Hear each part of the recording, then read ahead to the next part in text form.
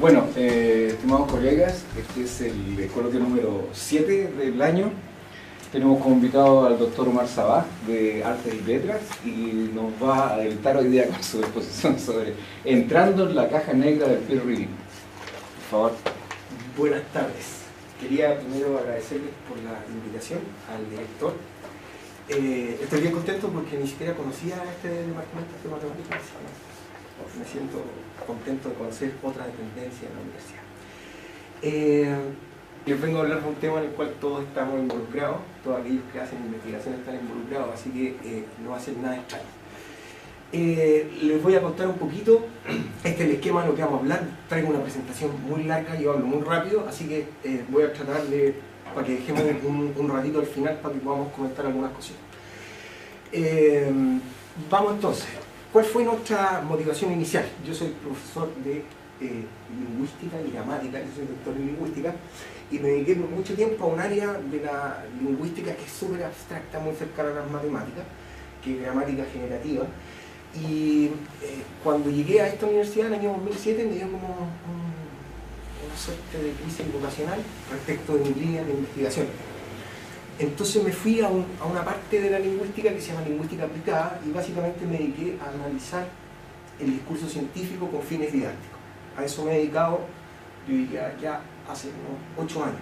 Básicamente estudiar la estructura de los artículos de investigación para poder enseñar a escribir artículos de investigación. Y estuvimos en eso, en un proyecto Fondesit por 3 años, investigando cómo variaba la estructura de los artículos de investigación a través de las disciplinas. Eso después lo implementamos en una base de datos que se llama PRODICIT, que es un centro de investigación interdisciplinario que fundamos con una serie de académicos de esta universidad y de otras universidades que están interesados también en el tema de la ciencia en general. Pero después que terminamos ese proyecto, quisimos dar un paso a lo que nosotros llamamos el estudio del proceso que permite la generación de estos productos que hoy rigen, ¿no es cierto?, la industria científica, que son básicamente los papers, ¿sí? Entonces, más que investigar los papers, este proyecto que les vengo a presentar ahora tuvo por objetivo investigar el proceso sociotextual, el proceso de evaluación por pares, que permite, en definitiva, la generación de estos artículos, ¿sí? Y hemos hecho un esfuerzo bien grande porque este proyecto tiene un espíritu interdisciplinario y estamos trabajando con sociólogos de la ciencia. Y la verdad es que para mí, por lo menos, ha sido bien difícil hacer un proyecto verdaderamente transdisciplinario, es decir, realmente meterse en la cabeza de la forma en que piensan los sujetos de la otra disciplina. Y este esfuerzo nos ha dado algunos frutos, pero en definitiva escribir y trabajar con alguien de otra disciplina es mucho más difícil que trabajar solo, porque hay que comprender las lógicas que subyacen a sus objetos de estudio, pero hemos hecho un esfuerzo y ha tenido buenos resultados. Esto me ha obligado, por ejemplo, a aprender cosas que antes no sabía, harta matemática, harto teoría de las redes sociales, centralidad de las redes, métodos variados, etcétera, cosas que antes no tenía idea, y me he visto obligado a introducirme en este tema. Si uno habla del desarrollo de la industria científica, aquí les traje unas imágenes que reflejan hitos importantes, ¿no? Las primeras 2 imágenes son primero la Philosophical Transactions, la famosa revista que fue producto de la Royal Society, año 1665. Su editor, Henry Oldenbrook, se reconoce como la primera persona, la primera suerte de editor científico. Fue el primero que empezó a contactar gente externa a la institución, por así decirlo, para pedirles la opinión respecto de las cosas que aparecían publicadas en esta famosa revista. Ustedes saben la pugna franco-inglesa, ¿no es cierto?, siempre por cualquier cosa. Entonces los franceses dicen, no, en realidad la primera revista fuimos nosotros. Sucede que una fue en enero de 1665 y la otra en marzo de 1665, entonces se pelean por cuál fue el primero que tuvo la revista científica. No sé si reconocen a este señor que aparece acá. ¿Alguien lo conoce? ¿No? Este señor se llama Eugene Garfield. Eugene Garfield, el socio fundador de del famoso Institute of Scientific Information, el famoso ISI, ¿sí? Este señor hay que ponerlo en cualquier parte del desarrollo de la industria científica porque dadas las tecnologías que introdujo, el tema del impact factor, etc., permitió que estuviéramos hoy en día, ¿no es cierto?, con una industria que está copada de indicadores, métricas, etc. Y esto es básicamente lo que rige hoy en día la forma y el funcionamiento de la industria científica, cuántos papers usted publica, cuántas veces lo citan, etc. ¿Sí? También tenemos acá abajo otro hito importante, que esta es una revista inglesa muy antigua, Lancet, ¿no es cierto?, dedicada a la medicina, pero en el año 1967, piensen que tardíamente fue la primera revista que implementó el proceso de revisión por pares tal cual como lo conocemos hoy en día. ¿Sí? Tal cual como lo conocemos hoy en día, me refiero específicamente a el proceso con doble ciego, ¿no es cierto?, con consulta a expertos externos a la institución de la revista. Porque si bien desde que surgió el Journal des Savants y la Philosophical Transaction había una suerte de proceso de revisión, este no funcionaba de la manera que funciona ahora, era más bien una suerte de revisión editorial. ¿Sí? Era el editor el que metía la cuchara y decidía muchas veces, y a veces le consultaba, ¿no es cierto?, a uno o dos científicos.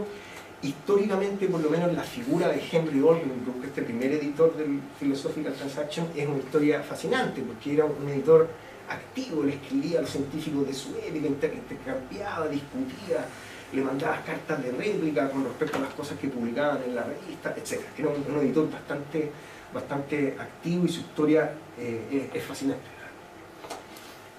La industria científica, les pido disculpas porque la presentación está en parte en inglés y otra en español. La industria científica, ¿no es cierto?, es el campo en el cual nosotros estamos insertos, los que nos dedicamos a la investigación. Estos son unos datos de Ulrich's Web, 1.3 millones de papers por año, 40 millones de papers publicados entre el 70 y el 2001, más de 50.000 journals. Estos datos son del año pasado, son al 2015. ¿Sí? Entonces, obviamente estamos copados por información y ningún ser humano es capaz de leer, ¿no es cierto?, todo lo que se publica. Y las presiones que existen por el lado de la academia, este famoso adagio que inventaron los gringos hace mucho tiempo, ¿no es cierto?, el famoso publish or perish, ha ocasionado, según este autor Michael Billig, que en definitiva la calidad de la ciencia que se publica hoy en día sea muy baja. ¿Sí? Porque como hay una presión, ¿no es cierto?, de la academia, en realidad muchos de nosotros nos vemos presionados a publicar, porque es así como nos miden y es lo que es en el mundo que estamos. El proceso de evaluación por pares, todos nosotros lo conocemos, ¿no es cierto? Aquí hay una gráfica, esta es una descripción bien simple y después yo les voy a tratar de convencer de que es un proceso mucho más complejo de lo que realmente aparece. ¿No es cierto? Este proceso, todos lo hemos vivido, consiste en que el autor le envía un artículo a la revista, el editor selecciona unos evaluadores, le manda el artículo, estos evaluadores generan un informe y luego ese informe se lo envía el evaluador a la revista con una decisión, ¿no es cierto? Y este proceso puede ser recursivo, ¿no es cierto?, en la medida que el revise, y a veces los procesos para llegar a publicar un trabajo tienen al menos una, dos, hasta 3, 4 rondas, cuando los editores y los evaluadores son muy porfiados. ¿Cómo se siente el proceso de revisión por pares? La verdad es que así, porque uno se pone a disposición, como en el tapete, ¿no es cierto?, para que lo critiquen. Y esta es una de las características propias del ethos de la ciencia, según el padre de la sociología de la ciencia, un sociólogo norteamericano, Robert Merton, ¿no es cierto? Él decía que existía una serie de normas, ¿sí?, las famosas normas KUROS, el comunalismo, la ciencia no es de nadie, ¿no es cierto? Y dentro de esas normas está el escrutinio. La ciencia tiene que estar abierta al escrutinio de sus pares. El conocimiento. Esto responde a una lógica, a un ethos de la ciencia, pero es un ethos de la ciencia post Segunda Guerra, ¿sí? Es decir, bien anticuado. La idea de que nosotros, el conocimiento no es de uno, sino que es de todo, que el conocimiento científico tiene que avanzar para el progreso de la humanidad, etc. Esa idea. La cuestión sobre los procesos de evaluación en general tienen mucha relación con la forma en que uno entra en una comunidad científica. Y esto es lo que yo trato de explicarle a mis alumnos cuando les enseño a escribir papers, básicamente. Y esto va a tener algunas redundancias, por así decirlo, algunas reivindicaciones políticas de la forma en que nosotros creemos que se debería construir la ciencia. ¿Cuándo entra uno en la comunidad científica? ¿Cómo lo hace? Hay algunos que dicen que cuando uno termina la tesis doctoral. Ahí uno da el pasito de este rito de defender la tesis y entra a la comunidad científica. Otros dicen, no, en realidad es cuando tú publicas tu primer paper. Otros dicen, no, es cuando tu primer paper alguien lo cita y lo ocupa. Lo que yo creo realmente es que cuando uno ocupa, por así decirlo, el puesto más alto que uno puede ocupar en una comunidad científica es cuando participa como par evaluador. La mayor contribución que uno hace a esta idea colectiva de la ciencia es cuando tú eres capaz de evaluar, porque en definitiva esta es la idea del evaluador como un guardián, el evaluador como un guardián del conocimiento. La responsabilidad que tiene el evaluador es una cuestión muy, muy importante. La famosa idea del gatekeeper. Entonces, esto implica, disculpen que va a poner un poquito de agua, esto implica que en el futuro, y esta es mi reivindicación más política, en el futuro no solamente tenemos que enseñarle a nuestros alumnos a escribir papers, sino que tenemos que enseñar a revisar papers, a evaluar críticamente las ideas de otros, porque esa es la contribución mayor que uno puede hacer a esta idea de la ciencia colectiva.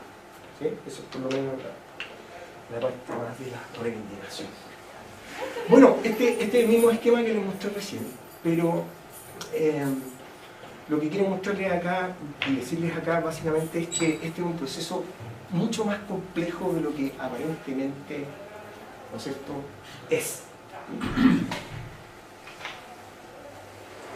Es un proceso muy raro.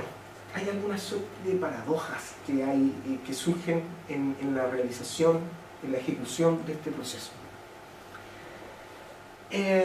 Por un lado, ¿no es cierto?, por un lado, este proceso permite, ¿no es cierto?, lo que dicen los gringos, separar la paja del trigo. ¿No es cierto? Uno dice, este proceso se espera que sea confiable, ¿sí?, que separe lo bueno de lo que es malo. Pero también desde un punto de vista sociológico, ¿no es cierto?, nosotros definimos este proceso como una suerte de coordinación epistémica. ¿Sí? Este es un proceso en el cual distintos actores se coordinan epistémicamente para producir conocimiento científico. Existe una suerte de coordinación colectiva entre el autor, el editor y el evaluador, de forma que todos contribuyen en la generación de este conocimiento. ¿Sí? Después les voy a contar, de hecho, algunas innovaciones que se han hecho en los procesos de evaluación de alguna revista en relación a esto. Entonces, es un proceso de acción epistémica colectiva que por un lado es técnico porque supone que el que evalúa tiene un conocimiento técnico sobre la disciplina, ¿no es cierto? Es discursivo también esta acción epistémica porque básicamente aquí interactúan un conjunto de actores e intercambian una serie de textos. ¿Sí? Por eso es discursivo, porque este proceso en definitiva se materializa en textos. ¿Sí? Y también es social, y es social en el sentido de que uno participa en este proceso con respecto a quién uno es decir, uno participa con sus propios atributos. ¿Sí? Entonces, ¿cuáles son estas paradojas que yo les mencionaba? La primera paradoja, aquí esto tiene un error gramatical, que debido a que este proceso, en su mayoría, existen distintos tipos, los voy a explicar ahora, pero en su mayoría, en la mayoría de las disciplinas, se hace de manera confidencial, ¿no es cierto? Es un proceso que en definitiva afecta todo lo que tiene que ver con la industria científica. Gracias a este proceso se publican o se rechazan los papers. Gracias a este proceso, la publicación o el rechazo de esos papers, ¿no es cierto?, inciden en la jerarquización, en ganarse el proyecto, inciden en todo, ¿sí? Pero como el proceso desde el punto de vista del evaluador es confidencial, no afecta en nada. ¿Sí? Lo ideal sería, por ejemplo, que cuando nosotros nos evalúan en los proyectos Fondesit, ya que es tan importante evaluar cosas, a nosotros nos asignaran puntajes por las veces que hemos sido revisores de artículos o por las veces que hemos evaluado proyectos, porque se entendería que es una de las funciones más importantes que uno hace como científico, ¿sí? También el proceso, si uno lo voy a devolverme un poquito, va a depender su definición desde la perspectiva del actor. Por ejemplo, desde el punto de vista del autor, este proceso es como una suerte de barrera que tengo que pasar para llegar a publicar mi trabajo. Desde el punto de vista del editor, es un procedimiento que le permita al editor distinguir lo bueno de lo malo. Desde el punto de vista del evaluador, es un proceso que le permite participar simbólicamente en la construcción del conocimiento en su disciplina, ¿sí? Entonces, a propósito de estos roles, de estos distintos roles, también existe otra paradoja, que es la paradoja del intercambio económico imperfecto. ¿Por qué? Porque en los intercambios económicos uno puede identificar a un actor que tiene un interés y otro actor que tiene otro interés. Uno compra, el otro vende, ¿no?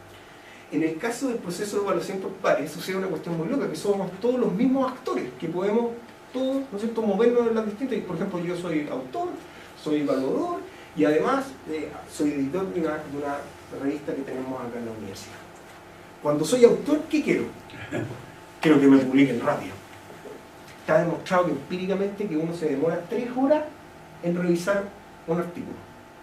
Pero cuando me llegan los trabajos para evaluar, me demoraría 3 horas en evaluarlo porque tengo 6 meses ahí, ¿no es cierto?, y no respondo nunca. Cuando soy editor, quiero que la gente se apure, ¿me entienden, no? Entonces, ¿por qué es un sistema imperfecto? Porque uno persigue distintos intereses de acuerdo al rol que va cumpliendo. Entonces, esto desde el punto de vista de la descripción general del proceso implica algunas dificultades analíticas, por así decirlo. Este proceso se dice del proceso de evaluación por pares que es como la democracia. ¿Ah? Es lo que tenemos, es lo mejor que hemos encontrado, no está exento de críticas, ¿sí? Pero es lo mejor que hemos encontrado. Entonces hay algunos autores que dicen que el proceso de evaluación por pares es como la democracia. En realidad es lo mejor que hemos encontrado, hasta el momento no se ha encontrado nada mejor, pero eso no significa que sea un proceso perfecto. Y esa imperfección se ha materializado en una serie de críticas. Dentro de estas críticas, la confiabilidad, el fraude, la lentitud, el sesgo, los costos, el acuerdo, el grado de acuerdo entre los evaluadores, las tasas de aceptación y rechazo. Yo me imagino que todos ustedes que han publicado alguna vez o algo, tienen alguna historia con alguno de estos temas. ¿Ah? Journals que se demoran mucho en responder, etc. Y hay otros que dicen también, y a mí me interesa especialmente esto, la idea de que el peer review obstruye las ideas innovadoras. Los que están marcados en asterístico los vamos a revisar un poquito más de detalle, ¿sí? Entonces partamos por la confiabilidad. La confiabilidad, la idea es si el proceso es confiable o no es confiable. Si, en definitiva, permite distinguir lo bueno de lo malo. Y esto tiene que ver con una cuestión bien importante en metodología de la investigación o en estadística, cuando uno va a ver si es que aprueba o acepta o rechaza las hipótesis, uno puede cometer 2 tipos de errores, ¿no es cierto? El primer error, que podríamos llamar el wrong acceptance, es decir, aceptar erróneamente un trabajo que era malo, ¿no es cierto? Es muy importante. De lo que quiero dar cuenta aquí es de la responsabilidad que tiene el evaluador. Si el evaluador en definitiva decir esto es bueno, esto es malo, ¿sí? Pero también se puede cometer el otro error. El otro error es wrong rejections, rechazos errados.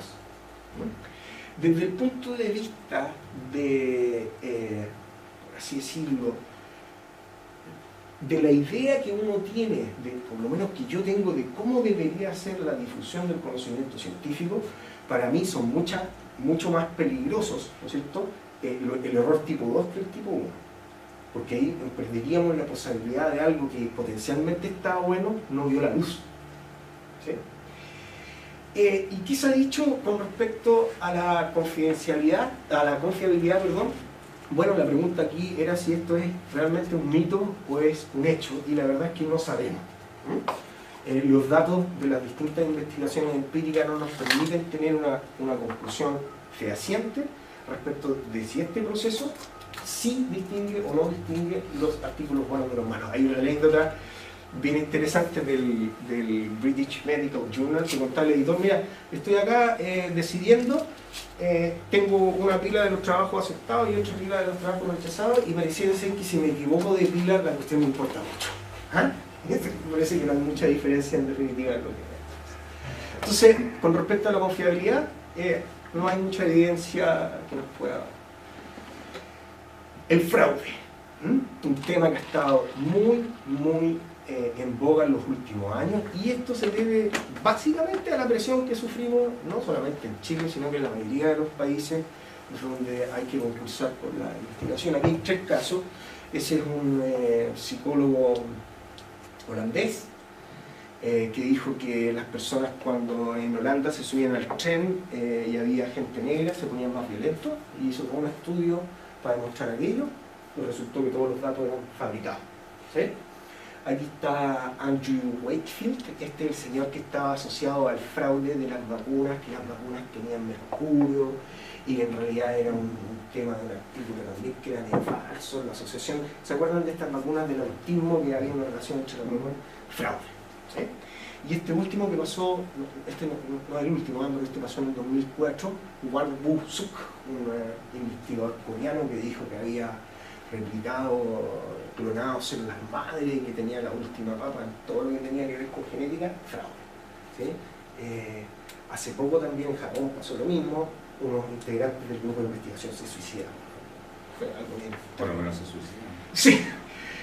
Si uno se hace la pregunta si esto es un mito o un hecho, uno podría decir que sí es un hecho, ¿no? Que en efecto el proceso de revisión por pares no está diseñado para detectar el fraude, por eso no lo detecta, porque está basado más bien en lo que conocemos, ¿no es cierto?, en una cadena de confianza.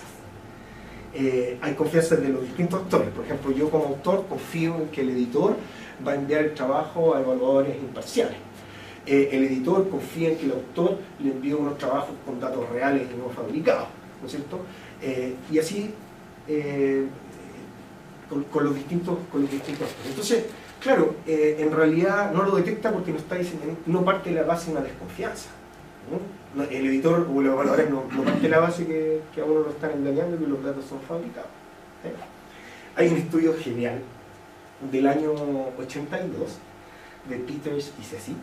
Estos señores son psicólogos bien cercanos al estudio de la sociología de la ciencia. Tomaron un journal, volvieron 20 años atrás, sacaron 12 artículos del mismo journal, les cambiaron los nombres un poquito a los autores, les cambiaron los nombres de las afiliaciones por unas afiliaciones menos prestigiosas de las que tenían originalmente, y los volvieron a enviar a la misma revista. A la misma revista, estos 12 artículos, los mandaron a la misma revista. Resultado: 9 artículos rechazados. O sea, artículos que ya estaban publicados en la misma revista. Lo que demuestra básicamente que en términos de hay muy poco control, ¿sí? Los editores van cambiando, no tienen un historial, ¿no es cierto?, de quién publicó, quién no publicó. Imagínense lo que demuestra este estudio. Este estudio está publicado en una revista muy entretenida que se llama el Behavioral and Brain Sciences, y tiene un formato muy entretenido porque es con réplica. Entonces el artículo tiene 4 páginas, pero en realidad tiene 76 páginas, porque tienen las réplicas de todos estos autores que hacen investigaciones. Muy entretenido el formato. Entonces, ¿realmente no detecta el fraude? No lo hace porque no está diseñado para eso. Con respecto al sesgo, el bias, que dicen los gringos, hay varios tipos de sesgo, ¿no es cierto? En el año 1967, Diane Crane postuló la existencia, esta es una socióloga de la ciencia bien famosa, postuló la existencia de los famosos colegios invisibles. Y decía, mira, hay estructuras que operan, que no están, por así decirlo, en la superficie, pero que igual operan, que son más bien lo que denominamos, ¿no es cierto?, aquellos aspectos simbólicos de la ciencia. ¿Con quién estudiaste? ¿Cuál fue tu director de tesis? ¿Con quién has escrito? ¿En qué universidad te formaste? ¿Qué grado tuviste?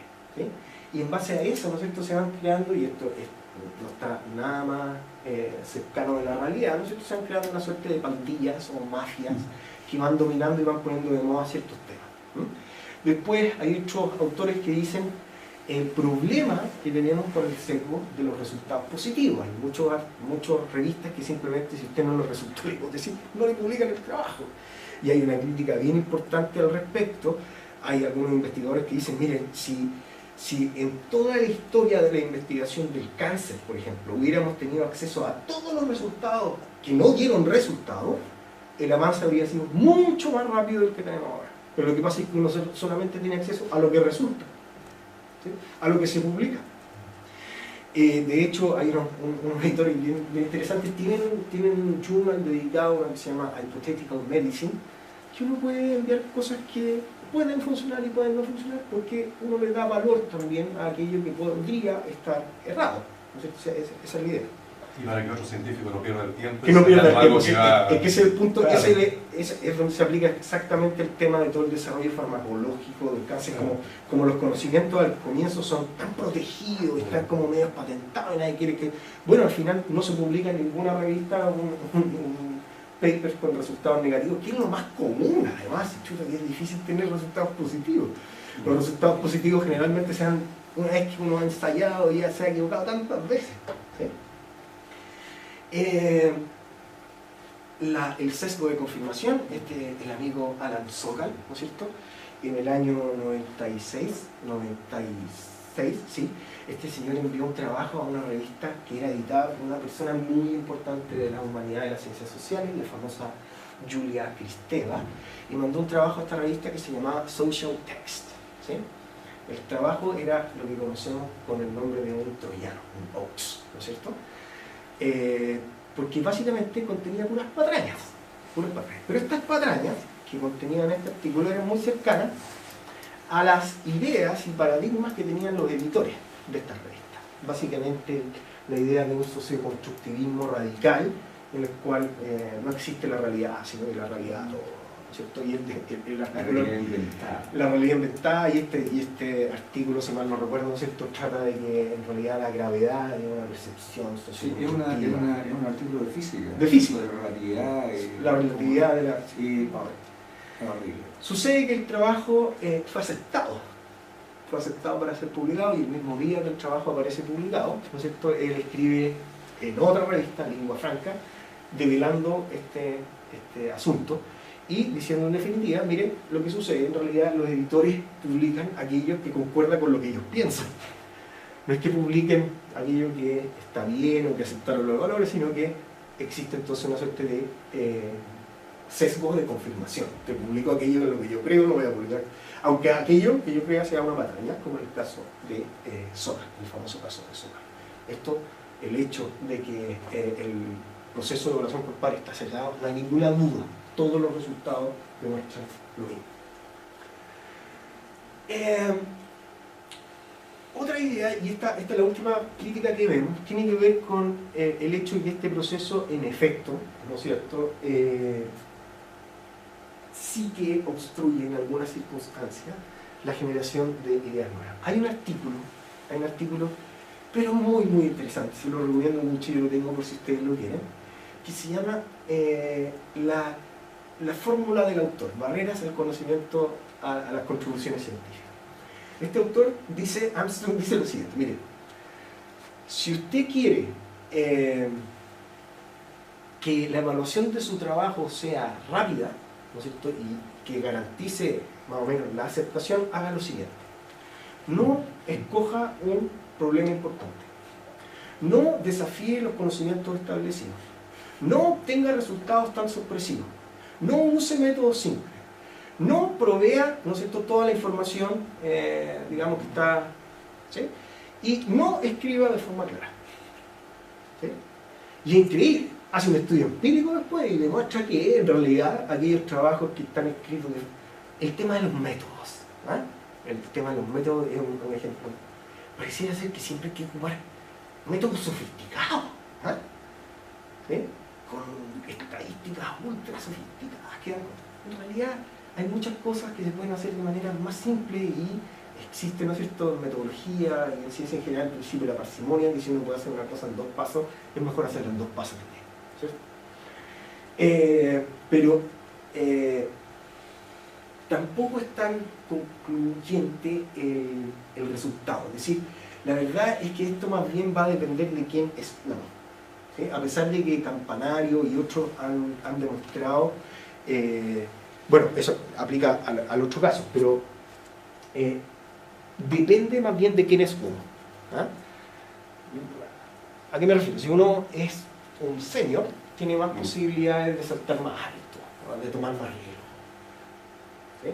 Es muy difícil que una idea innovadora, por muy innovadora que sea, se la compren a alguien que está empezando. ¿Sí? Eso es lo que más o menos demuestran algunos trabajos.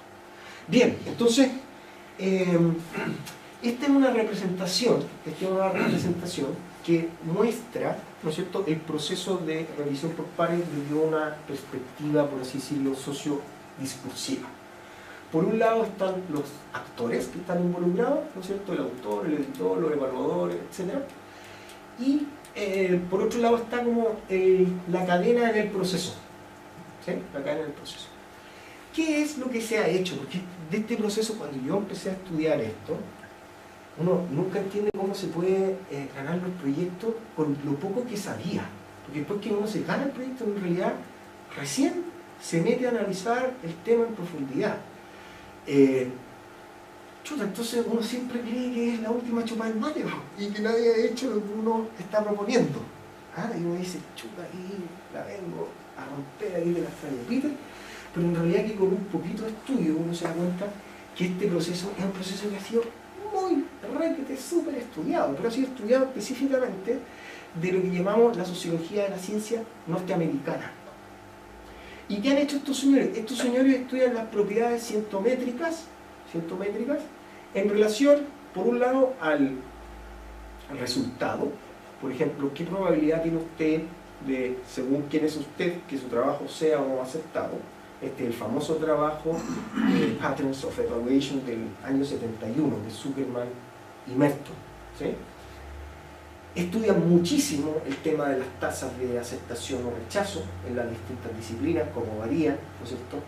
Esos datos aparecen en el paper del 71, entonces dice que, por ejemplo, en física las tasas de aceptación bordean el 90%, versus que en ciencias sociales las tasas de aceptación bordean el 10%.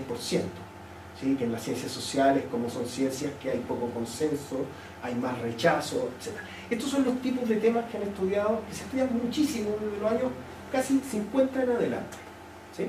Estudian también muchísimo lo que dice en relación con el grado de acuerdo entre los evaluadores.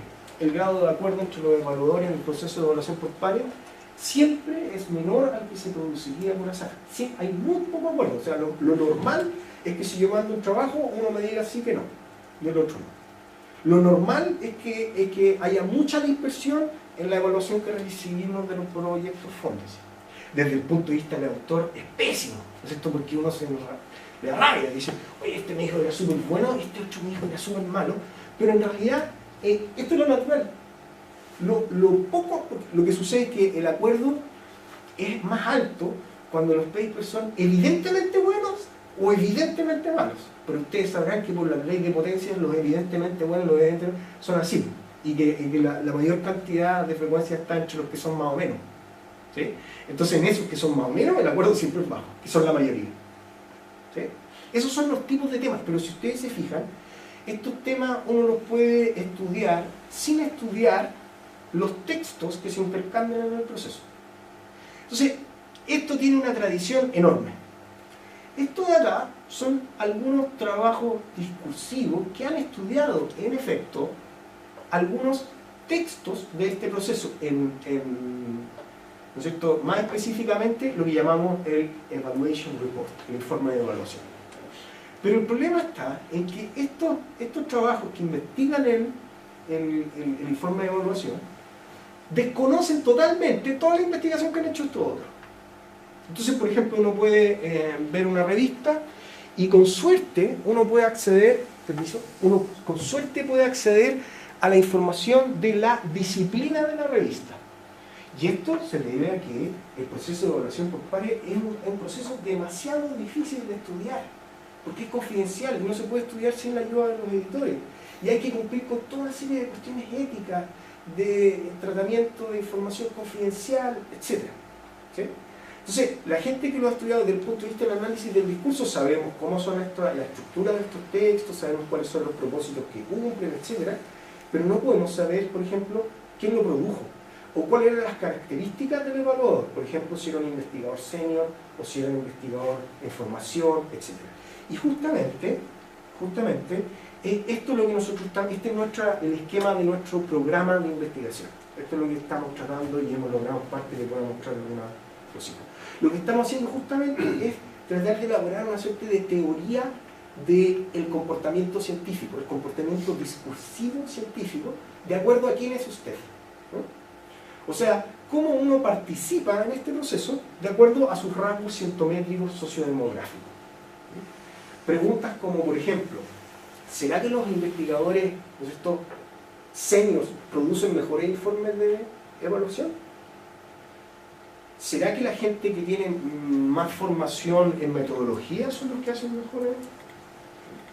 ¿O serán los investigadores que están recién iniciándose los que hacen mejores informes de evaluación? Bueno, y también antes de esto se tendría que preguntar qué es... que los seniors le pasan a los investigadores jóvenes las evaluaciones que le corresponden a hacer a ellos, ¿no es cierto? Ese también es otro tema, pero el punto está en poder asociar, esto es todo nuestro programa, poder asociar rasgos cientométricos, sociométricos, sociodemográficos, etcétera, que son distintos, con el comportamiento discursivo. Esa es nuestra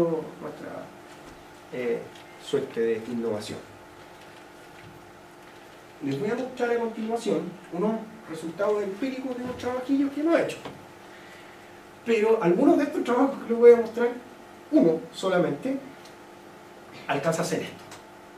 Porque todavía estamos, a pesar de que este es el último año del proyecto, la base de datos que tenemos tan grande que recién estamos pudiendo construir esta línea naranja. Nos habíamos quedado pegados por un lado en esto, en analizar los textos, nos costó muchísimo conseguir información, ¿no es cierto?, sociodemográfica, porque hay que buscarla, hay que contactar a las personas, y recién les voy a mostrar solamente un trabajo que apunta a esto.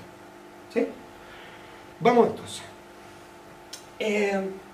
Vamos a hablar primero de uno que se llama Consistencia Interna y Polaridad de los Comentarios. Este trabajo va a ser publicado ahora en Acta Bioética, en una revista de ética, de bioética de la Chile. Y lo que quisimos ver acá es un fenómeno, muchas de las cosas que investigamos parten de experiencias propias. Y esta experiencia propia, que yo creo que también ustedes la han vivido, es cuando uno siente que el resultado de la recomendación que le dan de publicación no coincide con la naturaleza de los comentarios que ha hecho anteriormente para justificar esta decisión. ¿Sí? Entonces, lo que uno esperaría, esta es una forma, por así decirlo, cualitativa, discursiva de evaluar la consistencia interna en un informe. Esto quiere decir cuánto coincide la polaridad de los comentarios, si hay comentarios positivos, negativos o neutros, en relación a la recomendación de publicación. Eso es lo que quisimos ver en este primer trabajo. Este tema es bien importante, ¿por qué? Porque hay autores que han dicho, y con justa razón, que los autores reciben mensajes confusos. Y estos mensajes confusos lo único que hacen es que a uno le dificultan la tarea de arreglar aquellos artículos que están aceptados con enmienda. ¿Sí? Nosotros hemos detectado la existencia de una estrategia. Esta estrategia la hemos denominado coloquialmente la estrategia flor-palo. ¿Sí?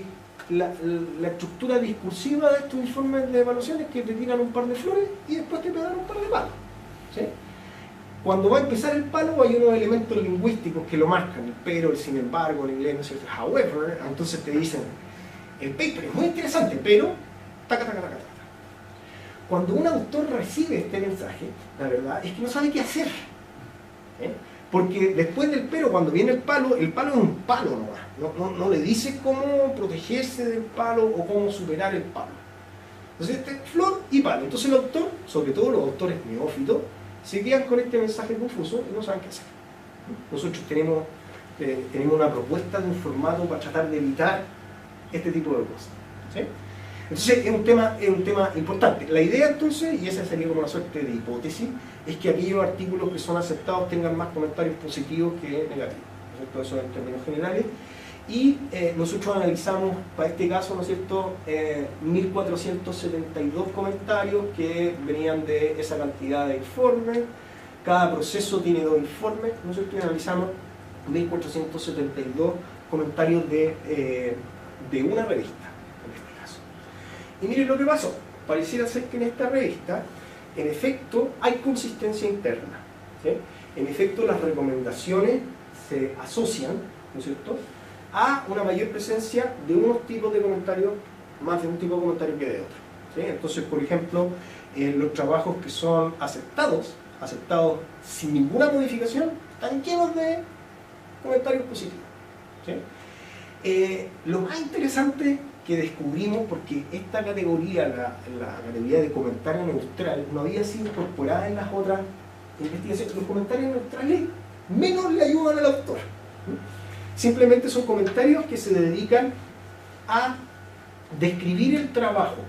Entonces, por ejemplo, el autor en este trabajo tuvo por objetivo hacer esto. No hay ningún juicio valorativo. Lo que descubrimos también es que se ocupa como una estrategia estos comentarios neutrales para introducir comentarios negativos. Son como una suerte de hacerle un cariñito antes de pegarle el palo. ¿Se entiende? Esa es como la idea.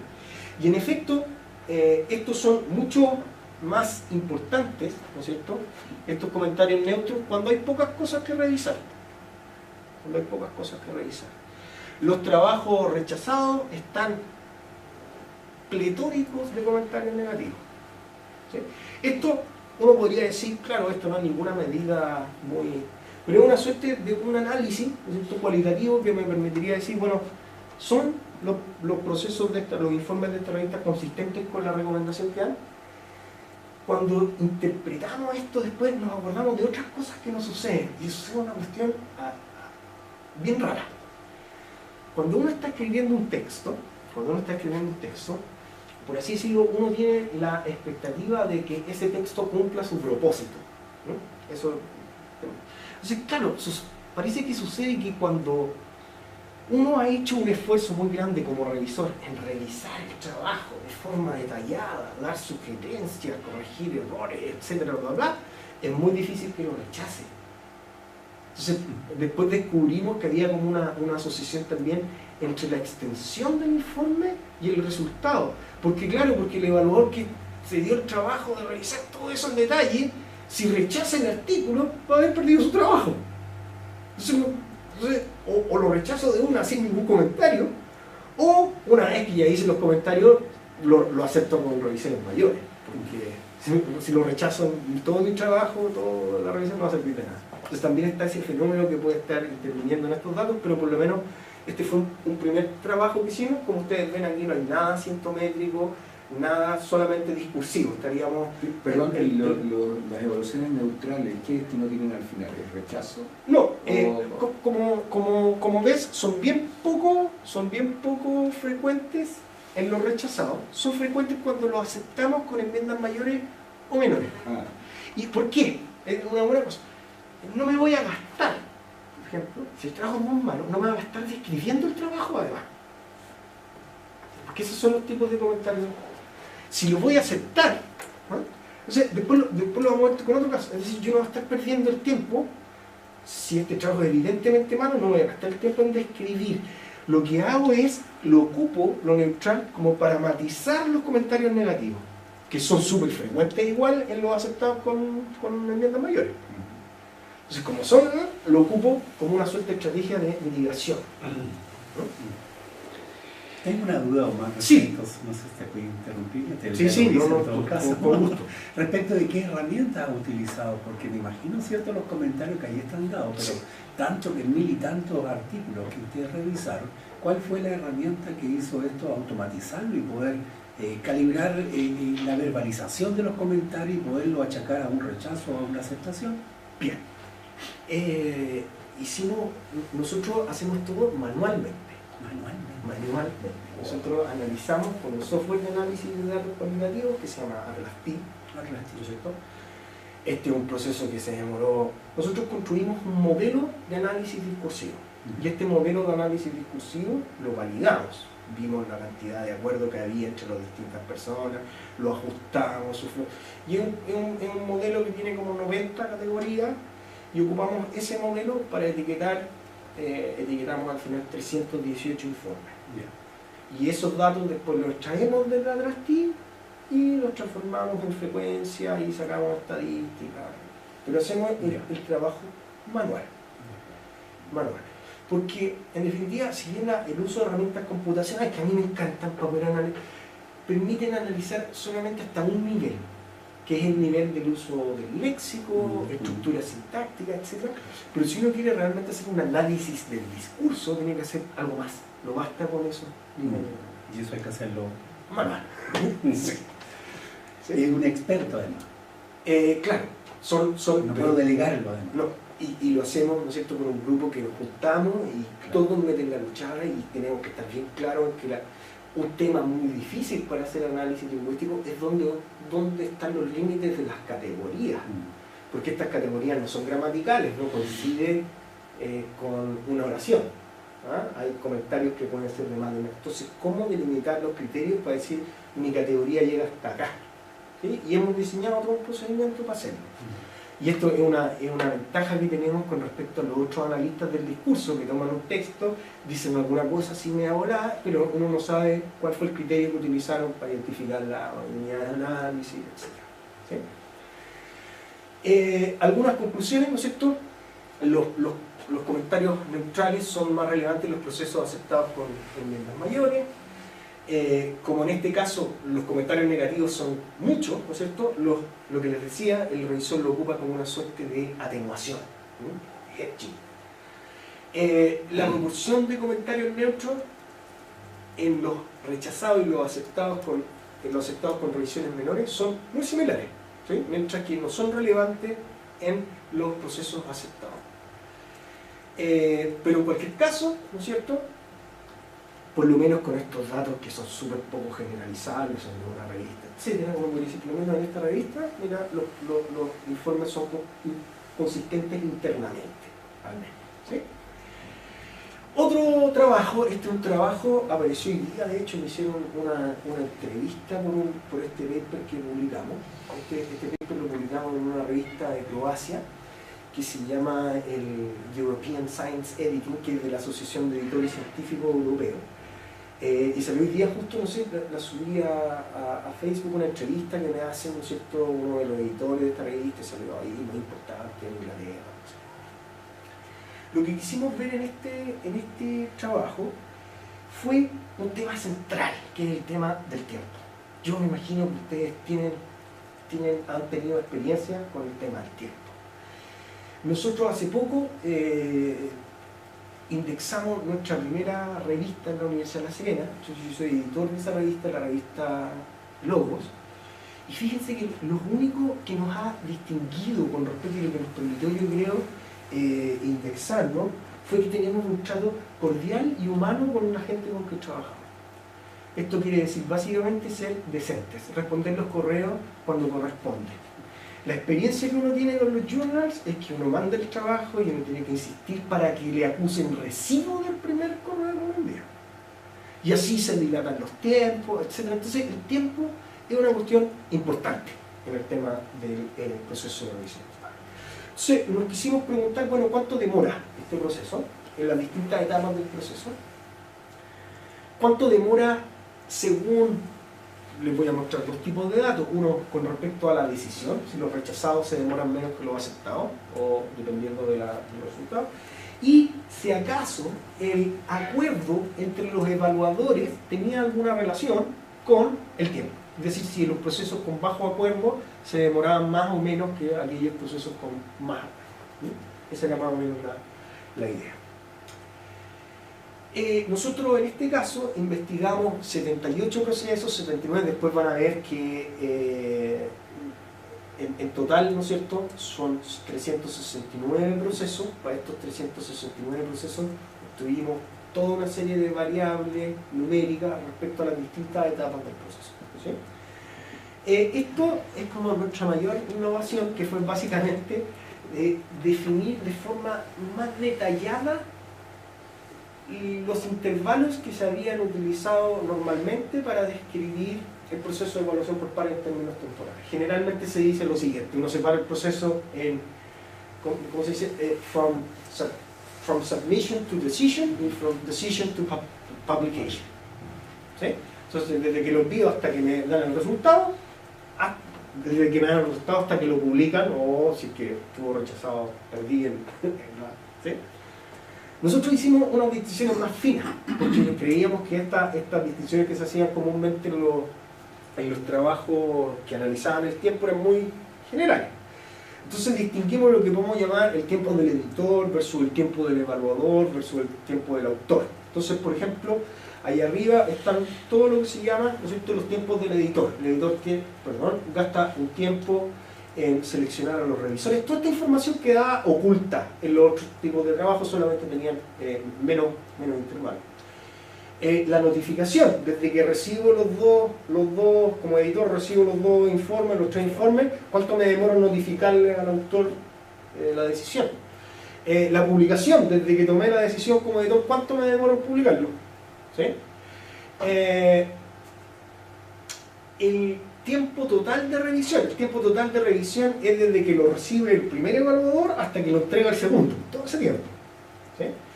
El tiempo, el que es más importante para nosotros como autores, el que llamamos, ¿no es cierto?, el tiempo de respuesta al autor, cuando uno se entera de la decisión.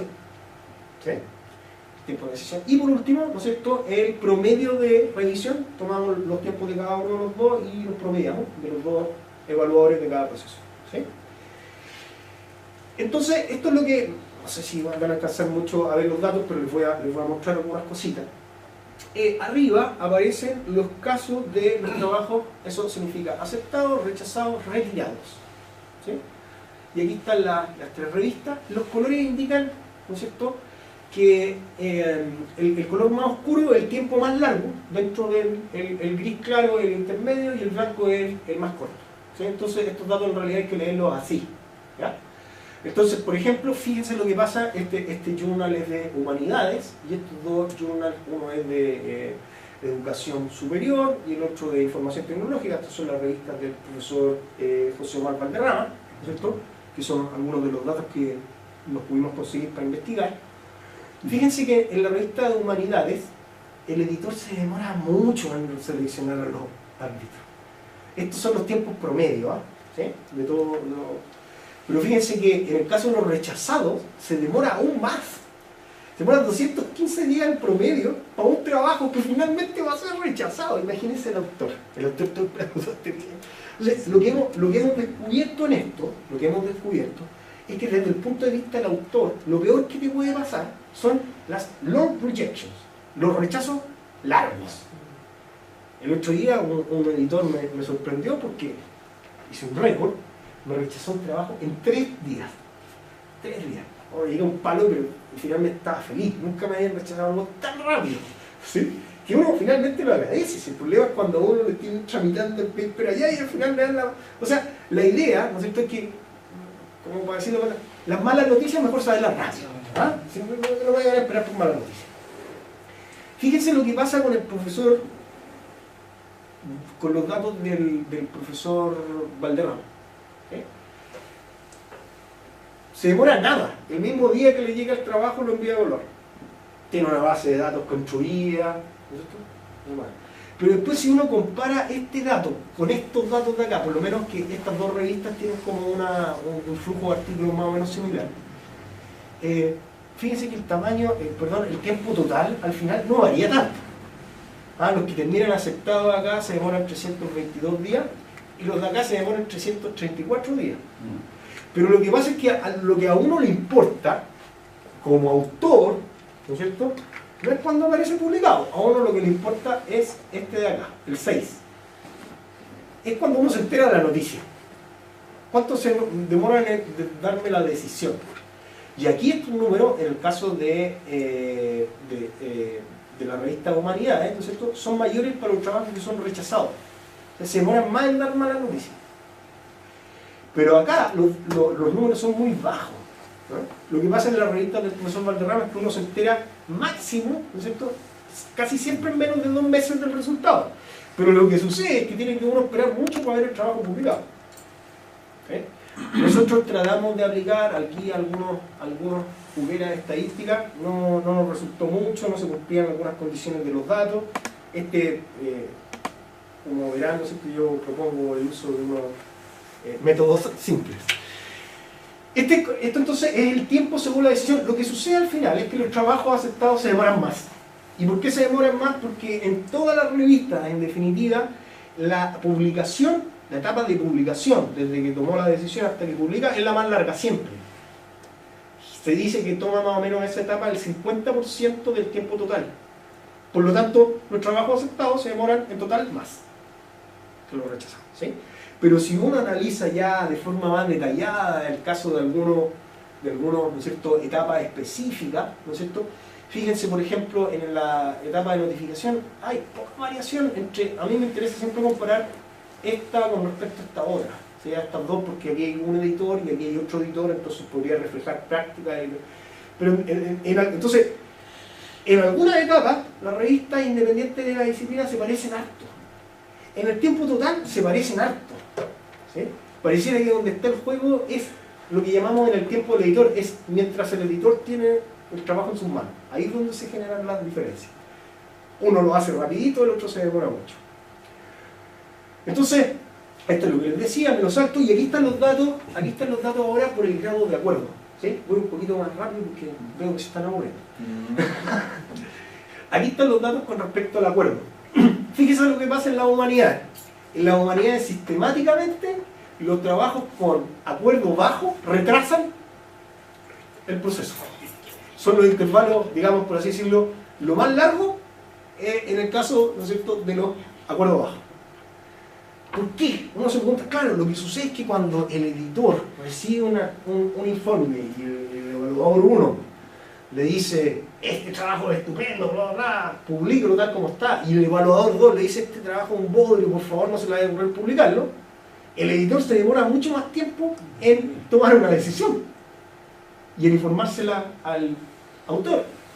Entonces, en estos casos claramente, ¿no es cierto?, por lo menos el grado de acuerdo, el bajo grado de acuerdo está asociado a una lentificación del proceso. Pero fíjense que acá pasa lo mismo, pero con el acuerdo parcial.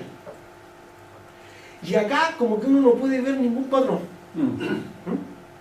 Entonces en realidad lo que pasa acá, esto es lo que la conclusión más o menos a la que llegamos, es que pareciera ser que esto depende mucho de la gestión que hace el editor.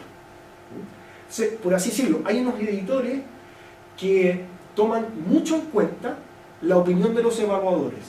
Y al tomar mucho en cuenta la opinión, que tienen como un rol menos activo en términos de decisión editorial, ¿no es cierto?, se demora mucho más en ese proceso.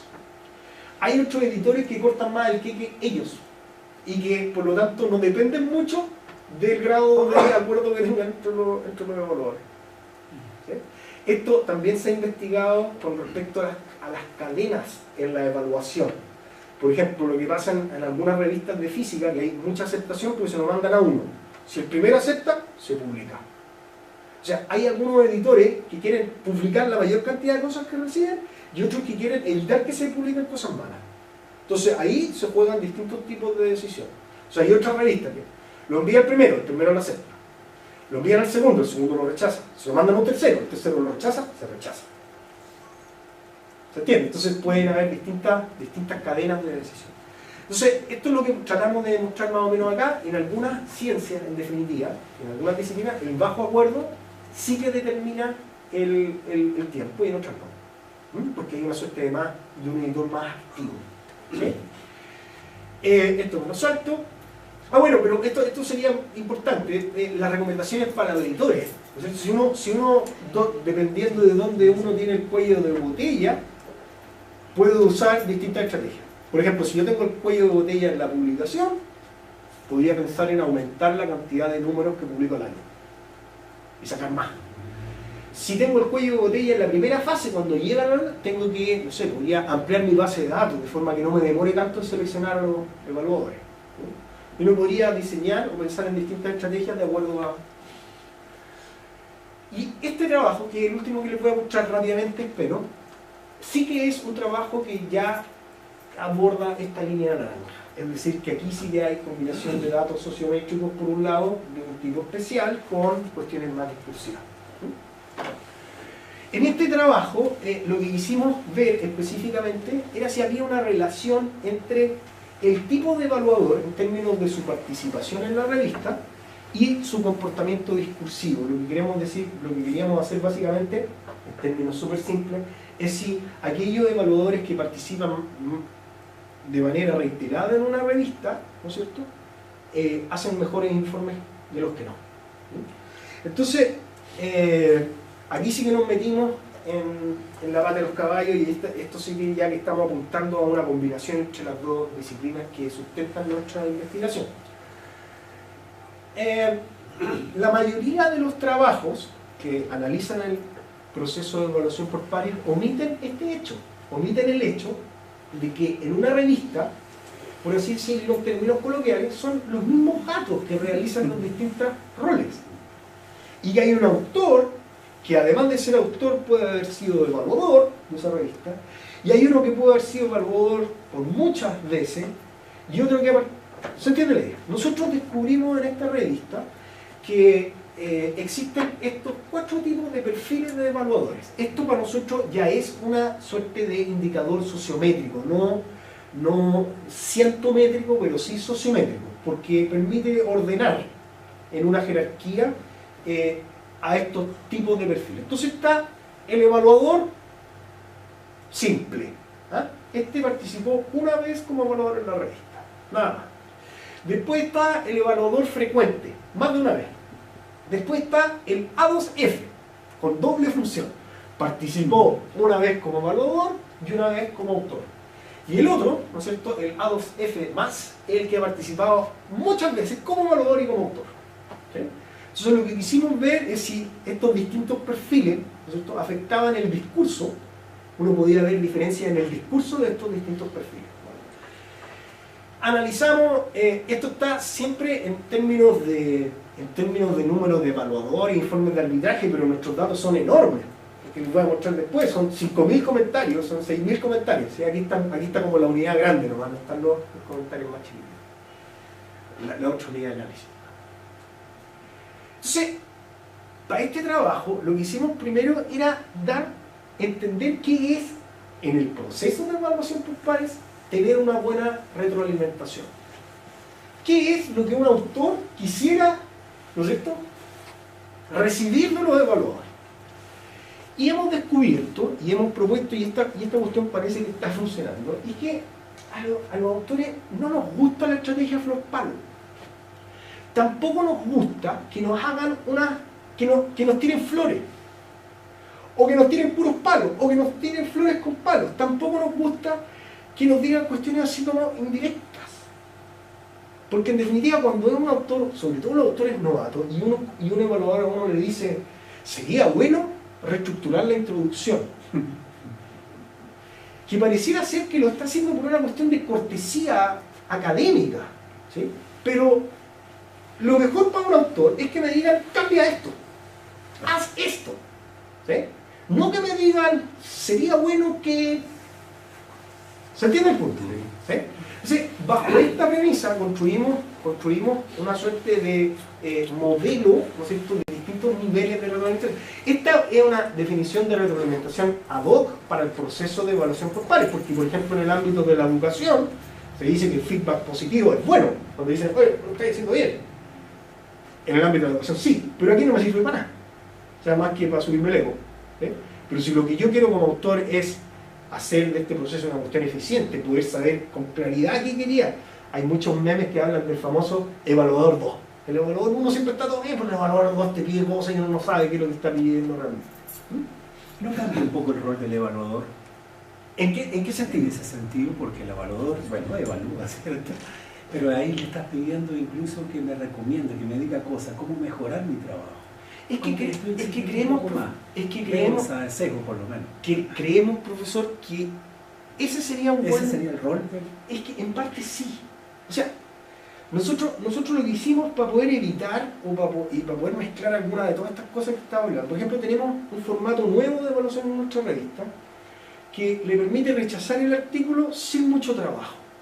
Usted rellena una rúbrica y me dice por qué.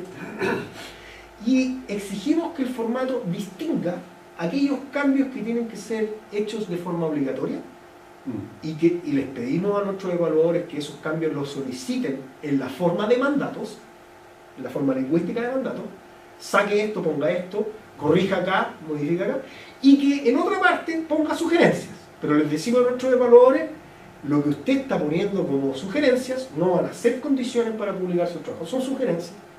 Y de esta forma hemos evitado esta confusión que hay entre... Porque algunos nos han dicho, no, pero si le sugiero, en realidad es una orden velada. Pero yo no podría decir al editor, oiga, yo no estoy haciendo el cambio porque está sugerido. Y sabe que no acepto su sugerencia por esto y por esto y por esto otro. A mí no me entienden.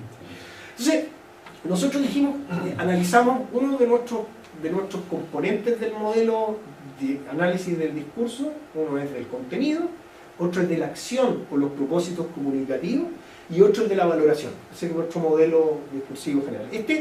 Este trabajo lo hicimos solamente con uno de esos componentes que son los propósitos comunicativos. Entonces, estos son el tipo de cosas que aparecen en los informes. La función comunicativa de lo que aparece en los informes. Por ejemplo, destacar un aspecto positivo. El tema es muy pertinente y el enfoque adecuado. Aclarar mediante pregunta. Le pido una aclaración al autor mediante una pregunta. Otra estrategia que aparece en el... Entonces nosotros dijimos, bueno, esto en realidad me sirve pero poco. Imagínense este que le dice esto.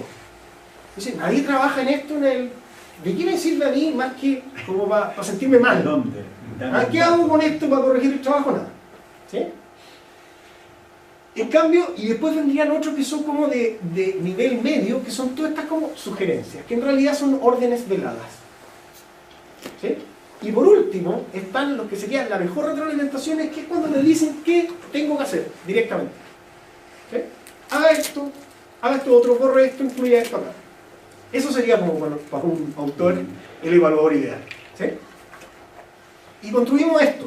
¿No es cierto? Nosotros dijimos, mira, tienen que existir algunos propósitos comunicativos que son como comunes, que es como el core, el corazón de este género textual. O sea, si usted quiere escribir un informe de arbitraje, al menos tiene que describir el error, ubicar un elemento, indicar lo que sobra, indicar... Esto pareciera ser que es como una suerte de propósito comunicativo base común para todos. ¿No?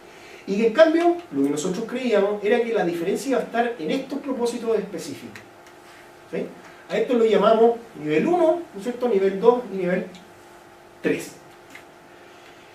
Y lo que quisimos saber, ¿no es cierto?, es si existían diferencias entre el tipo de retroalimentación de acuerdo a los perfiles, ¿no es cierto? ¿Quiénes eran los que proporcionaban mejor retroalimentación? ¿Quiénes eran los que proporcionaban peor? ¿No es cierto? Etcétera. ¿Quiénes le hablan más al autor y quiénes le hablan más al editor? ¿No? Hay algunos que le hablan más al editor. Y estos son los resultados. Miren. Lo primero, ¿no es cierto?, es que pareciera ser que la hipótesis de los propósitos comunicativos comunes se cumple. ¿Sí? Es decir, hay súper poca variación ahí, independiente del... Y existen algunas diferencias. Estas diferencias nosotros todavía no las hemos probado estadísticamente, etcétera, pero hay algunas tendencias que ya podemos decir algo. ¿Sí? Fíjense lo que sucede. Lo que sucede es que los que realizan mejor retroalimentación son los A2F, los que han participado una vez como autor y una vez como evaluador. Nosotros al comienzo de esto, cuando empezamos a hacer este trabajo, nos incorporamos una variable, la variable del tiempo. No analizamos si en realidad este señor había sido primero autor y después evaluador o viceversa. Después lo tuvimos que controlar porque... ¿no? Bueno, la mayoría de estos A2F fueron primero autores y después evaluadores. Sí, pero... Sí, también, porque es que hay editores, por ejemplo, que tienen la política de nunca usar evaluadores a los autores de sus obras. Hay otros que, al revés, ocupan a sus autores como evaluadores. ¿Sí? Entonces, esta es una cuestión interesante, porque ¿No es un poco difícil rechazarle después a una persona que ha sido evaluador tuyo un artículo? Es el tema. sí, Eso yo quería preguntar, ¿cuál es el porcentaje de rechazo y aceptación de los que tienen ese doble rol? tenemos una estadística al menos, por lo menos en un caso sí podré decir algo. ¿Sí? Fíjense que uno podría entonces decir, ¿cuándo hay una retroalimentación de calidad? Bueno, cuando hay harto del nivel 3, poco del nivel 2 y poco de... ¿sí? Uno podría establecer una suerte de... ¿sí? Y aquí uno de nuevo puede ver, estos los mismos datos que les estoy mostrando recién, ¿no es cierto? El color gris es el que representa al A2F, al que participó una vez como... ¿sí? Fíjense, aquí están, nosotros analizamos todos esos fragmentos, estos son nuestros datos reales del análisis, digamos. El evaluador que ha participado, perdón, el A2F, este que está acá, no solamente el que genera mejor retroalimentación, sino el que genera más. Sus informes son más largos. Son más largos que el de los otros. ¿Sí? El que menos habla, ¿no es cierto?, es el evaluador que ha participado en muchas ocasiones. ¿Sí? No me manden más cosas. No me manden más cosas. Es suficiente. Entonces, miren acá. ¿Quién le habla a quién? ¿Quién le habla a quién? Este dato también es entretenido. ¿Quién es el que más le habla? Todo le habla. Pero al editor. Bueno. Al editor le habla, por así decirlo, el A2F. A2F Plus, ¿sí? Y por otro lado, el evaluador simple. Nosotros hemos utilizado, y esta guía, si quieren, la parte sociológica, esta es la influencia de mi amigo Piña, que es mi investigador internacional, que trabaja en Francia, que es sociólogo. Se dijo, aquí hay una metáfora que podemos utilizar para explicar esto. Y la metáfora es una metáfora militar. ¿Sí? Entonces me dijo, mira, estos que están acá abajo, estos son los generales. Estos son los generales. Estos que están acá, los evaluadores simples, son los soldados, son los que mandan a la lucha, a la guerra. El evaluador que ha evaluado, ¿cierto?, muchas veces, ese es un aliado. Este es el que busca el editor cuando no tiene soldados él mismo. Va a buscar aliados. ¿Sí? Y este otro es el capitán, el A2F. El capitán, por así decirlo, es el que da órdenes y que además está siendo, por así decirlo, evaluado todo el tiempo.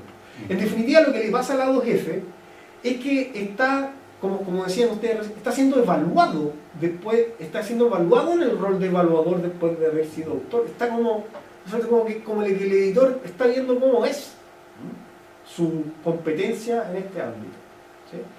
Y es interesante, bueno, ahí está el dato de lo que me preguntaba el profesor Laré, pero es interesante la metáfora militar cuando uno lo ve con esto. ¿Sí? Porque en definitiva, miren lo que pasa. El A2F más el que es el general, puro nivel 2, puras sugerencias. Este es una suerte de un general que quiere que lo escuchen, quiere como iluminarle el camino al otro, pero no decirle muy claramente por dónde es el camino. En definitiva, el general lo que está haciendo es más política. El general, cuando la guerra se pierde, no paga los patos. Generalmente los que pagan los patos son los que están en los mandos medios. Este está haciendo más política que ciencia.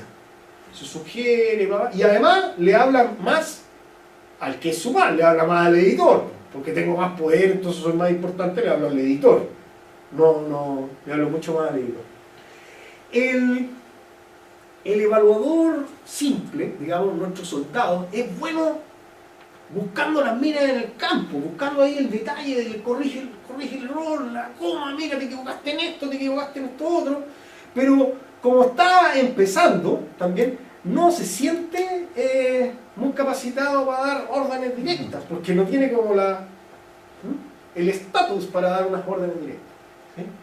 El capitán, en cambio, no gasta mucho tiempo diciendo cuestiones ambiguas, le sugiero que podría, no, te dice lo que tenés que hacer de forma más directa. Esta es la suerte de metáfora militar que hemos ocupado para explicar el comportamiento. Y aquí sí que ya estamos viendo una relación más específica entre un aspecto sociométrico y un comportamiento propiamente tal discursivo. Entonces, esta es la síntesis de estos resultados, ¿no es cierto? Ahí está la calidad del feedback, que en definitiva los generales son los que hacen peor la pega. ¿Sí? Como siempre. ¿Ah? Entonces, ahí está la experiencia, el grado de experiencia, y fíjense que es más o menos inverso a la calidad de... Y hay muchas explicaciones para esto, que los expertos, los seniors, los generales tienen menos tiempo, y que siempre están ocupados, por lo tanto, como decía Marco recién, se lo deberían a los soldados. ¿Sí? Es divertido, porque en esta revista yo he sido un aliado, ¿ah? Como el editor es mi co-investigador, siempre, cuando no tiene... a lo más. Me lo manda a mí, me lo manda una otra vez. Entonces yo, como evaluador yo tampoco me gasto mucho, porque digo, bueno, conozco estos datos, entonces digo, no me tengo que gastar mucho, tengo que decidir, primero decidir si el trabajo es aceptable o no aceptable. Después de eso, le voy a ir al hueso, no le voy a estar diciendo, mire, fíjese que podría, sería interesante que, sino que al hueso, ¿no? Para poder facilitarle la vida al autor. Entonces, fíjense, me saltó unos datos que tenía que ver con el rechazo, por una cuestión loca que sucede, es que el evaluador siempre es el que más rechaza. Tal vez dijimos nosotros que esto es para poder legitimarse ante el editor. Está empezando, entonces quiere ser duro y demostrar que puede ser duro y que tiene razones para poder rechazar algo. Eso con respecto a lo que lo revisó muy en detalle. Entonces, claro. Y entonces, aquí tenemos como más de la interpretación, ¿no es cierto? El evaluador simple entrega más comentarios al editor, son los que más rechazan, emiten más comentarios del nivel 1, del bajo, ¿no es cierto? Evaluador primerizo, entonces su interacción con el editor necesita crear un nexo con la revista, necesita legitimarse, tener un nombre, no sé si, ¿sí? Y esto es lo que lo podría conducir a rechazar más. ¿Sí?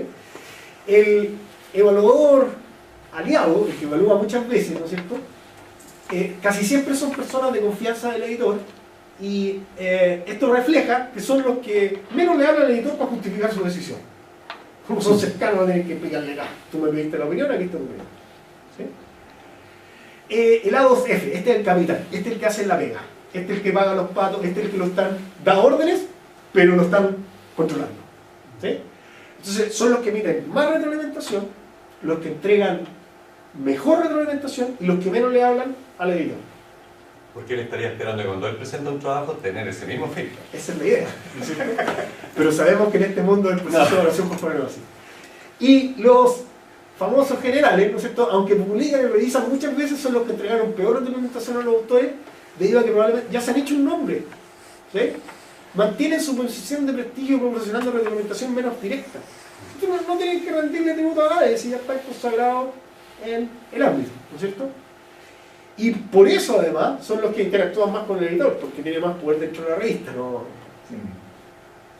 Entonces ahí está nuestra metáfora, y en efecto pareciera ser que el comportamiento discursivo sí que varía según estos perfiles. Eso es lo que hemos visto, porque es general. Bueno, algunas conclusiones de este trabajo en particular, ¿no es cierto?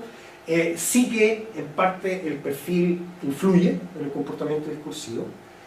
Y esto le permite también, esto es interesante porque esto también puede verse desde el punto de vista de las competencias que maneja mi amigo sociólogo muy bueno con las metáforas. Entonces me dijo, aquí hay otra metáfora también. Está la metáfora del director de orquesta. Estos datos podrían ser ocupados por el editor para saber a quién enviarle un artículo de tal naturaleza. Por ejemplo, digo, mira, me llegó un artículo bueno, pero tiene mucho ripio, tiene problemas de ortografía, se lo mando a un evaluador simple. Estos son los buenos buscando minas en el camino. Mira, este es un paper bueno, pero necesita a alguien que le dé un toque, una bola. Bueno, se lo mando a un general. ¿Me entiendes? Entonces uno lo podría ver también esto desde el punto de vista de cuáles son los recursos que maneja el editor para poder gestionar los distintos tipos de perfiles en su revista. Y esto último que aparece acá es lo que les contaba. Ahora, si eso estuviese dentro de la universidad, el porcentaje de paper que pudiese tender a publicarse subiría montones también, sí. porque ya tendrían un filtro más, previo. ¿cierto? Y esto es lo que les comentaba recién, nosotros tenemos, a partir de esto hemos diseñado, hemos aplicado esta cuestión y nos ha dado resultados. Distinguir los mandatos de las sugerencias. Y estos son algunos comentarios ya generales de la presentación, para cerrar, ¿no es cierto? Todo lo que sabemos del proceso de revisión por pares, nadie tiene la verdad todavía, en muchos aspectos. Todos los investigadores, hay un investigador de este tema, que es el investigador de las ciencias sociales más citado, se llama Lutz Bormann, trabaja, ¿no es cierto?, escribe papers todos los días, los publica, bla, bla, bla, y él también ha llegado a las mismas conclusiones. Es decir, en esto tenemos muy poca evidencia que nos permita decir, mira, la cuestión es así. Por lo tanto, es un campo para seguir investigando, abierto, por mucho tiempo. Lo que nosotros hemos tratado de hacer, y con este último trabajo lo que tratamos de mostrarles, es juntar, ¿no es cierto?, aquellos aspectos más sociométricos con los aspectos discursivos. Pero aquí está lo que les decía también al comienzo, que surgió una reivindicación más política, ¿sí?, que dice relación con esto, la necesidad de enseñar no solamente a escribir papers, sino también a revisarlo. Y en definitiva, ¿qué podemos hacer para darle más visibilidad a este pilar fundamental de la generación de conocimientos científicos, que son los evaluadores? Y los evaluadores hacen su pega y no tienen ninguna retribución. Yo no estoy aquí por defender una retribución económica, en ningún caso, pero sí una retribución como un reconocimiento, al menos simbólico, de que ha hecho un trabajo, ¿no es cierto?, de lo más importante que puede hacer un científico, que es evaluar críticamente el trabajo de sus colegas y de sus pares. Por lo tanto, obviamente, el proceso de revisión por pares, hay un cliché que se ocupa mucho en las ciencias sociales, que es la construcción social del conocimiento científico. Bueno, si uno realmente quiere estudiar la construcción social del conocimiento científico, hay que estudiar el peer review. O sea, es la ventana que nos permite entender la forma en que se genera el conocimiento. Eso, le agradezco mucho la paciencia. Agradezcámosle a consultas, comentarios, esta la parte buena.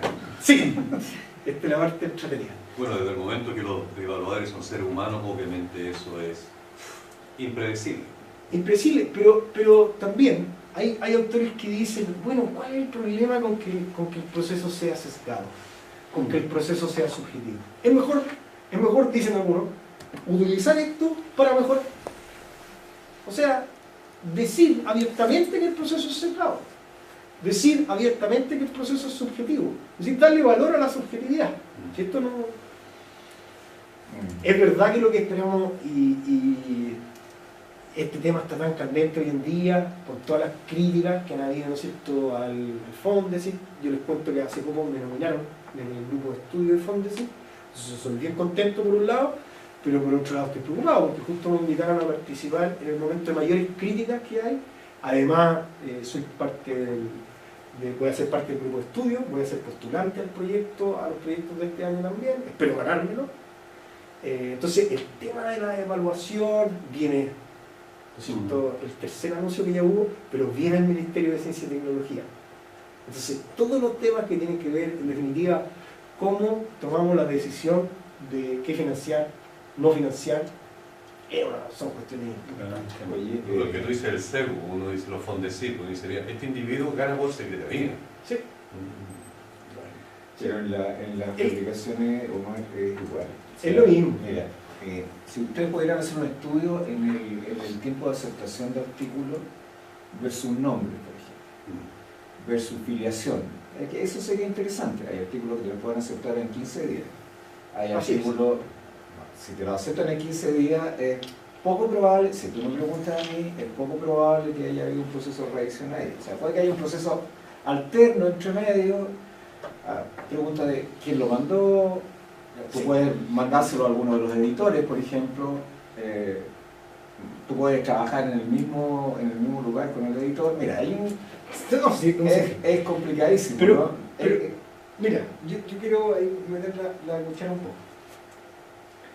Esto que estamos conversando, es muy importante enseñarse a los alumnos que están aprendiendo ciencia en general. ¿No? Decirles lo siguiente, que la generación del conocimiento científico no depende exclusivamente de la calidad técnica de la idea. Eso es una cuestión básica que la gente es mejor que la sepa antes de meterse en este mundo. Porque lo que nos ocurre es que tenemos una visión demasiado idealizada de cómo funciona el conocimiento científico. Y creemos que los científicos son unos seres supremos que están... No, ahí había una cita que me la acepté. Los científicos hemos sido guerreros, ladrones, científicos. Somos seres humanos igual que nosotros, ¿no? Entonces, yo creo que enseñar esto, que el conocimiento científico no solamente depende de factores técnicos, sino que también de factores simbólicos. Y esto es una pena, porque en definitiva lo que está diciendo Marco, a uno participa en este proceso de acuerdo a quién uno es. Y por lo tanto existen muchas barreras de entrada para aquellos que están empezando. Yo puedo hacer un comentario, es que en realidad mi comentario no iba en el sentido ¿Ya? no es crítico, no es crítico, sencillamente ya que están haciendo un estudio sociológico, más bien como un estudio científico respecto de un proceso que es este proceso de evaluación. Por eso te decía, consideren otros parámetros, sí, después de la transmisión de que cortamos, yo te puedo dar muchos tips y muchas cosas que ustedes pueden abordar, no para hacer una crítica al sistema, sino claro, que para decir cómo funciona en algunos aspectos esta cosa, y si quieren hacer estudios estadísticos, yo les puedo hacer sugerencias de qué mecanismos pueden usar para detectar precisamente esos problemas. Eso te decía. Si uno mira los procesos de aceptación y empieza a mirar la afiliación de la gente, o sea, 15 días, 20 días de aceptación, recibió tal fecha, aceptado el 30 días después. Y otro que dice, recibido tal fecha, revisado tal fecha, aceptado un año y medio después. Y tú empiezas a mirar otros detalles, te vas a detalles finos, y te das cuenta, mira, hay una lógica que no es menor la cuestión.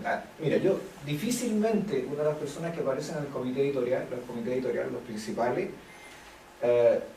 con dificultad van a revisar más de 2 artículos al año. Te lo digo... Con suerte, a veces están ahí con suerte. Por poner el nombre. Bueno, no quería decir eso, pero, sí, esa es la realidad. No, primero porque no van a tener tiempo para estar revisando todos esos artículos, están prestando un respaldo en términos de prestigio a la revista. Y por lo tanto lo más probable es que al final la revista, si quiere hacer un proceso de revisión en aquellos artículos que no le estén mandando los mismos editores, va a tener que contratar soldados, ¿no es cierto?, para que le hagan la revisión, pero eso se va a ir en estratos. Esto lo reviso, esto tiene una revisión más o menos, y esto saque, páselo y lo publico porque me lo está mandando X. Lo general. Ahora, eso es una cuestión social y por lo tanto tú le dices a la gente, mira, si tú tienes mejores contactos, es más probable que te publiquen más rápidamente esto, y eso ya al final de 10 años o 5 años tú lo tienes claro. Totalmente. Hay ciertas facilitaciones en esta cuestión que los criterios son subjetivos de las evaluaciones. Si tú, por ejemplo, mandas un proyecto y te lo ponen a valor un año, eso se lo escuchó una persona hace poco. Entonces, pucha, te evalúan el proyecto y te mandan, te dicen, suponte que te lo rechazaron y viene la evaluación y tú miras, oye, se extraña, lo mandas de nuevo, el mismo. ¿Y lo aceptan? No lo aceptan, pero te dicen, no sé, aquellas cosas que parecían débiles, pueden que ahora sean fuertes, y otras que eran fuertes por el otro evaluador son absolutamente débiles. Entonces, y no me refiero a la percepción que tú tienes, entonces entiendes que el proceso es tan subjetivo como cualquier cosa, o sea, puede que haya elementos que son duros, pero te das cuenta que hay cosas que incluso son inconsistentes. Sí, lo que yo creo es que en términos de la gente que se está formando, cuando uno se está formando y uno le dice esto a la gente que está estudiando ciencia, pero ¿cómo puede ser así? Porque la ciencia acaso no era objetiva y técnica y exacta, y entonces... No, pero es que esto es una cuestión social. Eso es lo que yo creo primero. Y lo otro que apunta Marco es demasiado evidente, hay pocos organismos de investigación a nivel mundial que tienen sistemas de seguimiento. Pasa que lo que pasa es, en fondo, por ejemplo, yo hasta donde entiendo, uno no tiene el historial de todo lo que ha presentado alguien y por lo tanto varían los evaluadores de los distintos proyectos, por lo tanto las percepciones también pueden variar. O sea, no hay nadie en fondo viendo, por ejemplo, si es que el proyecto que te rechazaron el año pasado es distinto al que estáis presentando este año. Nadie hace eso, nadie hace, oye, será distinto, entonces, está mandando la misma cuestión que ya le rechazamos, entonces se lo mandamos de vuelta. No hay ningún sistema, hasta donde yo conozco, me he interiorizado, ¿no es cierto? Yo conozco bien la forma en que funciona, al menos el CONICET, el CNRS francés, que lo conozco bien cómo funciona, la NISF de Estados Unidos, junto con todos los institutos de la salud, los NIH, ¿no es cierto? Conozco bien cómo funciona el Max Planck también en Alemania, etc. Pero hasta donde sé, no hay ninguno que haga un seguimiento del proyecto y que diga, bueno, o lo que pasa aquí, oye, este proyecto llegó de 9, el año pasado lo volaron con un 4 y ahora tienen un 7. Nadie hace eso, porque se asume que los evaluadores cambian y que no hay que sería lo ideal, ¿no? Por ejemplo, para evitar que te envíen tantos proyectos de evaluar que han sido rechazados en múltiples ocasiones y no le hacen ningún cambio, por ejemplo. Hasta donde yo conozco no hay nada que permita hacer ese seguimiento, por ejemplo, que es una cuestión importante. A mí un tema que me ha preocupado, pero de un poco diferente a lo que planteaban antes los colegas, era el respecto del plagio. Un tema. No sé. Sí. Una, que el tema interesantísimo, pero lo más interesante y tal vez lo prejuicioso sea el de poder denunciar o el de poder publicar ese tipo de información, porque uno puede decir, claro, el 20% de los papers, claro, no es exactamente lo mismo si es 80 o es un 100%, siempre y cuando que no sea de mi organización o de mi universidad, etcétera. ¿Qué experiencias has tenido respecto a eso? Por lo menos los editores reciben artículos sin Sí. hacer ese filtro. Nosotros, por ejemplo, lo estamos haciendo haciendo hace poco, o sea, una cuestión básica en nuestra revista. Claro. Y buscar el trabajo en internet, en Google, antes de empezar el proceso de evaluación, nos hemos encontrado con sorpresas terribles. Pero yo conozco, por ejemplo, reclamos de terceros, no del plagiado, que la revista después no te contesta. Tú mandas No, claro, porque y no te contestan. Ya. O sea, existe silencio absoluto. Hoy en día, la mayoría de las revistas que pretenden estar en un indexador, sobre todo en Scopus, ¿sí? En Scopus que le están enfatizando harto en esto, también en WOS, ¿no es cierto?, en la famosa Web of Science, uno tiene que adscribir a una suerte de buenas prácticas editoriales. Estas buenas prácticas editoriales están súper bien definidas y hay todo un proceso bien definido de una institución internacional que se llama COPES, que es The Commission of Ethics in the Publications, o sea, ¿no? La Comisión de Ética de las Publicaciones, algo así, que tiene su sede en Amberes, Bélgica. ¿Sí? Y ellos tienen todos los procedimientos de qué tienen que hacer. Si ustedes se meten, por ejemplo, en la página de la revista Logo, sale nuestra adscripción a los principios de COPES. Entonces dicen cuáles son las obligaciones y los derechos que tienen que tener el autor, por un lado, el evaluador, por otro lado, el editor, por otro lado. Este es el fair play, contestar de forma oportuna en el momento que corresponde, y ahí están definidos los procedimientos que uno tiene que cumplir cuando detecta un fraude o un plagio o fabricación de datos, y tienen toda una serie de procedimientos definidos de lo que uno tendría que hacer en estos casos.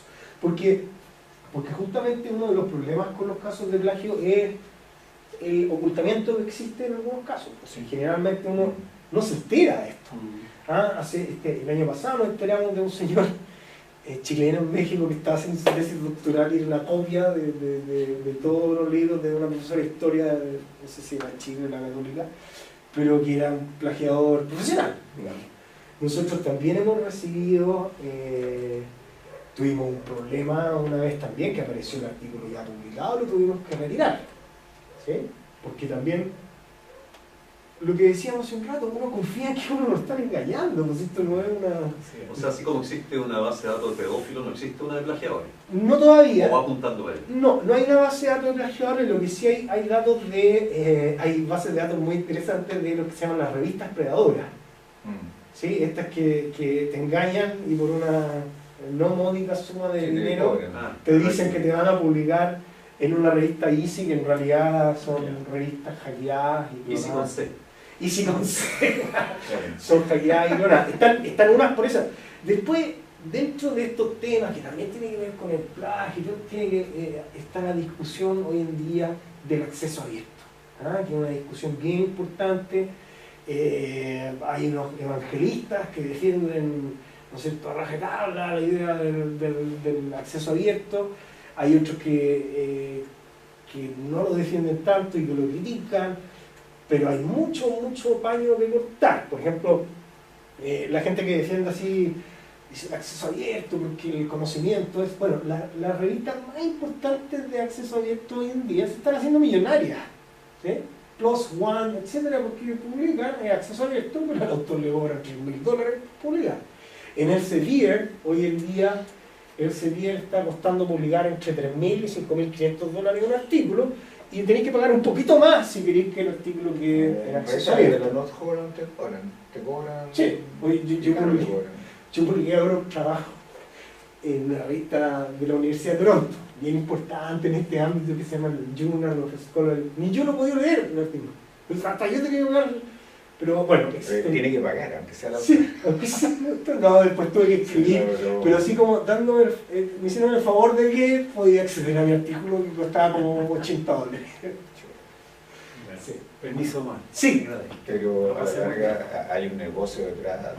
Por todos lados. Entonces esta idea de que hay un autor gringo que dice una cuestión, there's no such a thing as a free lunch. No existe algo así como los almuerzos libres y todo hay que pagarlo de alguna forma. Pero eso se ha ido desvirtuando en el último tiempo, porque no muchos años atrás la cosa no era tan escandalosa. No era tan escandalosa. Entonces... Sí, lo que pasa es que además que el modelo que hemos utilizado en Latinoamérica es excepcional.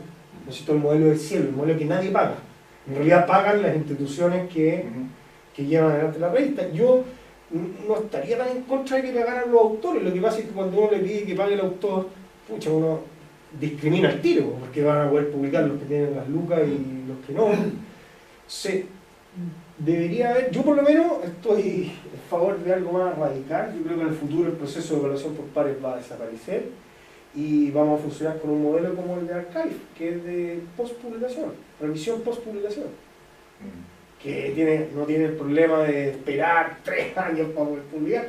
Pero bueno, te lo hacen pedre. Te lo hacen pedre.